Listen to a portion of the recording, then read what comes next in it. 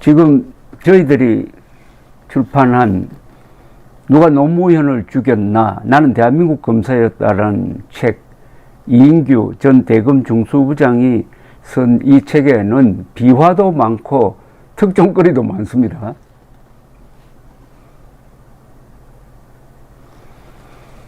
여기서 진짜 충격적인 내용이 있는데 이것은 언론에서 거의 다루지 않고 있습니다.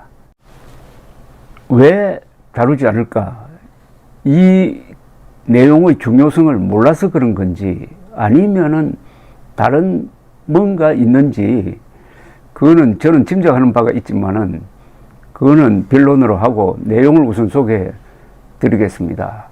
노무현 대통령 후보가 2002년 대선에서 약 50만 표 차이로 이회창 후보에게 이길 수 있었던 두 가지 요인이 있습니다. 하나는 김대엽이란 사기꾼이 나와가지고 이회창 아들 병역 의혹이라고 해가지고 거짓말을 했는데 그게 몇 달 동안 온 언론을 덮었습니다.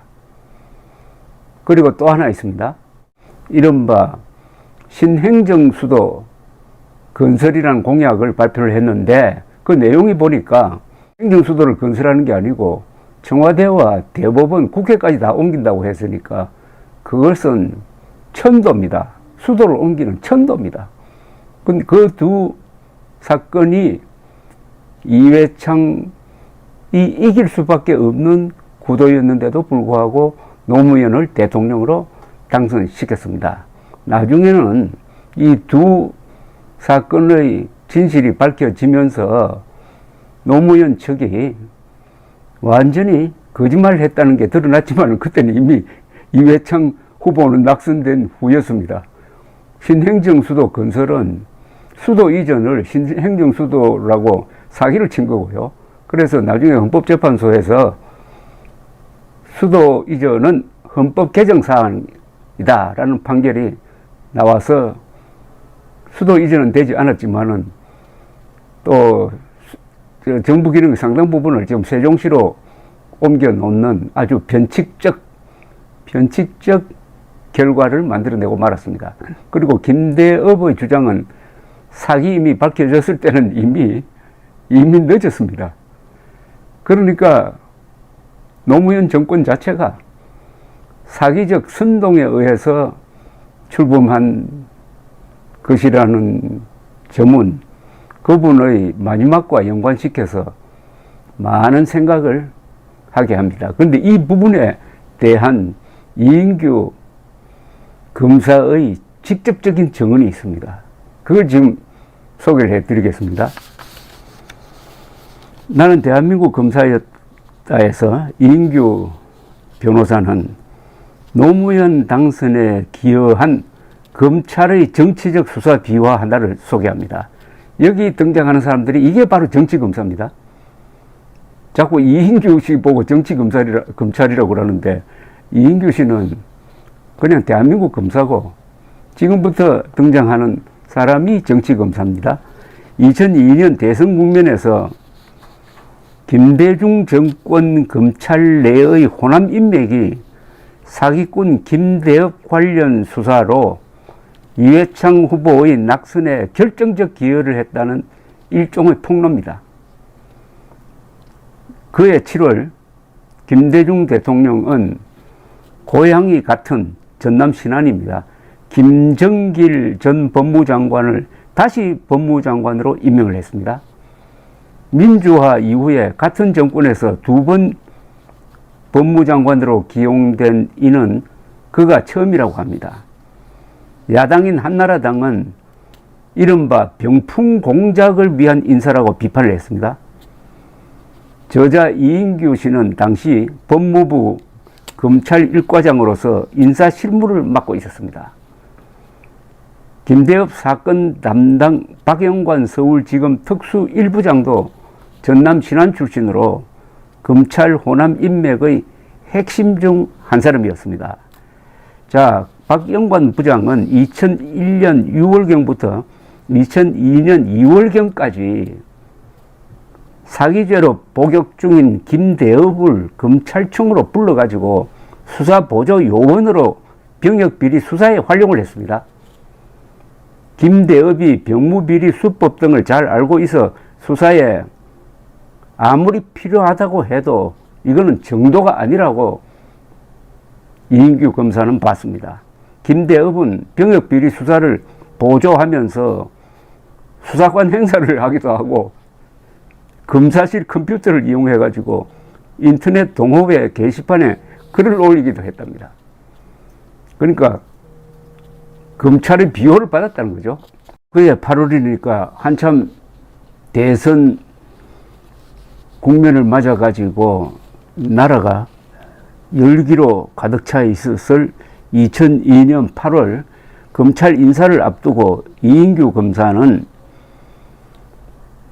박 부장이, 즉 호남 인맥의 핵심인 박영관 부장이 대통령 선거라는 민감한 시기에 한나라당 대통령 후보 아들의 병역비리 의혹 수사를 하는 것은 공정성을 의심받기에 충분하다고 판단을 했다고 합니다.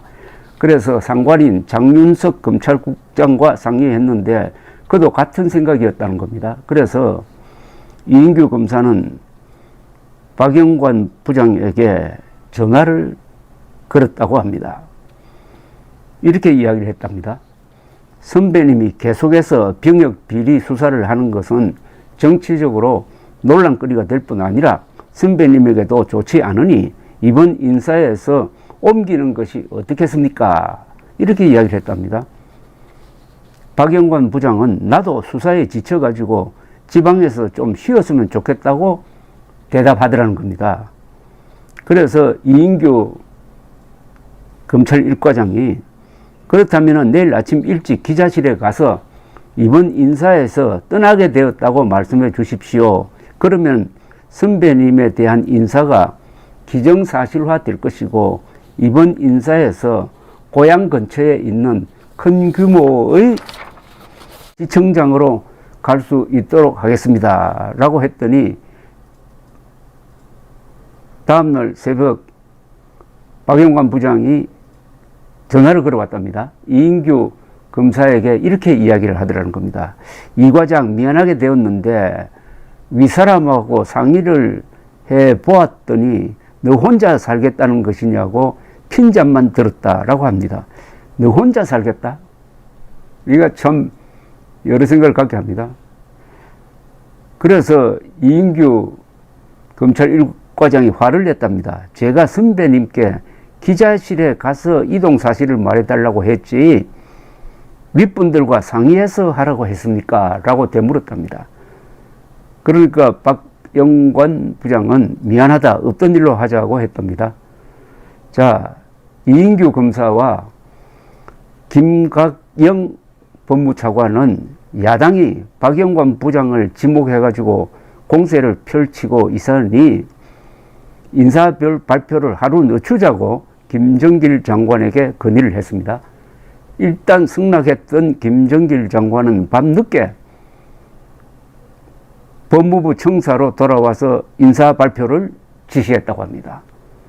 박영관 특수 1부장은 유임되어 가지고 계속 김대업 사건을 조사를 하는데 쉽게 결론을 낼 수 있는 김대업의 황당한 주장을 조사하는 데 시간을 끌었고 결과 발표가 문제였습니다. 2002년 10월 25일 서울지검 정현태 3차장 검사는 김대업이 제기한 이회창 한나라당 대통령 후보 아들의 병역비리 의혹에 대해 이를 사실로 인정할 근거와 증거가 없다고 수사 결과를 발표하기는 했습니다. 수사의 출발점이 된 1, 2차 녹음 테이프에 대한 감정 결과 성문 분석을 했으나 판독불능이며 편집 가능성이 있는 것으로 나타났다. 그리고 김대업은 1999년 3월에서 4월경에 녹음 테이프에 이회창 후보 아들 이정연에 관한 병역 비리 진술을 옮겨 담았다고 주장했는데 그 녹음 테이프를 조사를 해보니까 그 녹음되었다는 시점보다도 한 달 뒤인 1999년 5월 12일과 그리고 2년이 지난 2001년 10월 10일 태국에서 제작된 것으로 밝혀져 김대엽의 주장이 거짓말인 것으로 확인되었다는 겁니다. 그러니까 전과자가 제기한 근거 없는 의혹을 해소하기 위해서 엄청난 수사력을 낭비했다는 것인데, 문제는 이인규 변호사는 이렇게 지적하고 있습니다. 문제는 검찰이 병풍 의혹에 대해 무혐의로 결론을 내리면서도 김대엽을 감쌌다는 겁니다.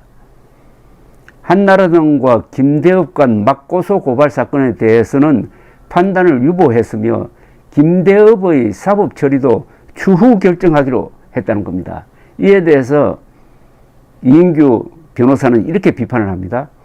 이회창 후보 아들의 병역비리 의혹에 무엇인가 있는 것처럼 어정쩡한 발표를 했다는 겁니다. 특히 발표 과정에서 이정연, 이회창 씨 아들입니다. 이정연이 당시 체중을 고의로 감량한 증거는 없지만 병무청 직원 등과 접촉하면서 최종으로 병역 면제를 받기 위해 노력했을 가능성은 있는 것으로 보인다고 밝힌 것은 문제였다고 지적을 했습니다. 증거는 없는데 가능성은 있다? 수사 결과 혐의 없음으로 결론을 내리면서 가능성이 있다는 말을 왜 하는가? 저자는, 이인규 변호사는 이렇게 썼습니다. 이는 검찰이 예단을 가지고 수사했다는 의심을 사기에 충분했다고 비판을 했습니다.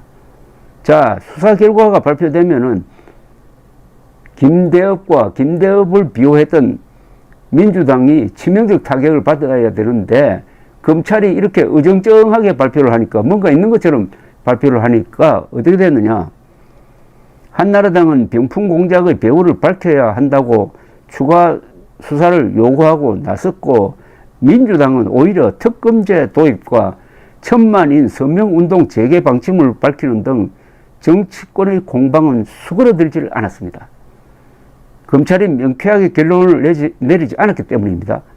김대엽의 허위 병역 비리 의혹 제기 및 KBS, MBC 등 언론의 대대적 보도로 이회창 한나라당 후보는 지지율이 10%포인트 이상 추락해가지고 2002년 12월 19일 제16대 대통령 선거에서 약 2.3%포인트 차이로 낙선했습니다.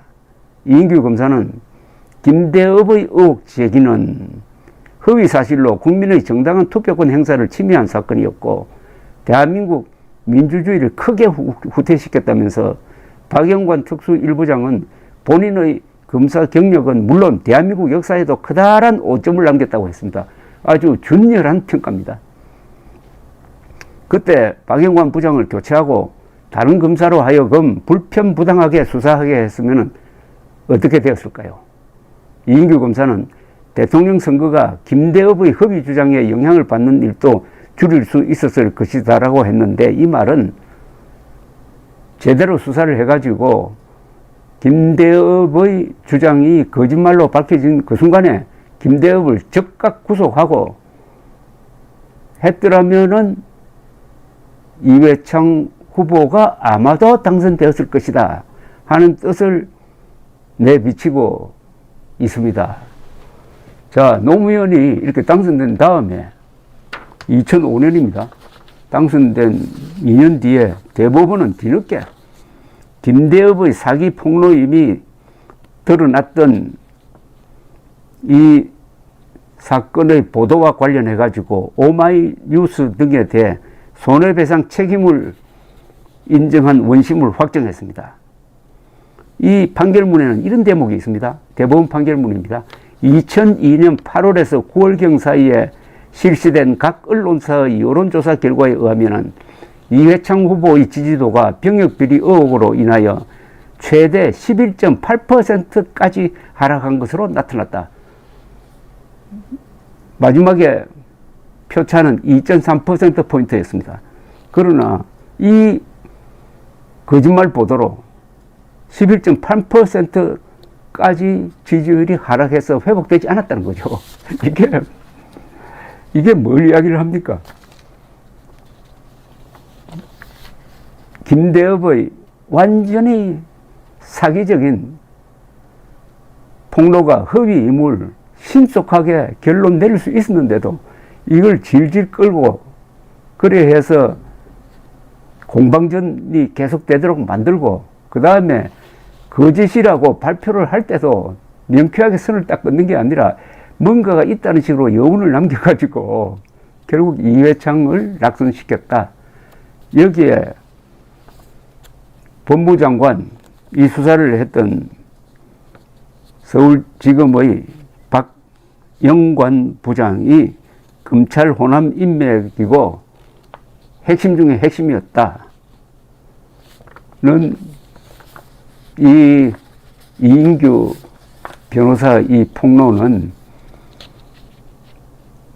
생각 있는 사람이 이걸 밑줄 치면서 읽으면은 아마 이게 바로 정치검사구나. 검찰 내의 호남 인맥이 노무현 정권 탄생에 결정적 역할을 했구나. 이게 왜 책이 나온 지가 이제 꽤 됐는데 이 책을 읽은 기자나 정치인들이 이 대목을 왜 문제 제기하지 않을까요? 그게 궁금합니다. 감사합니다.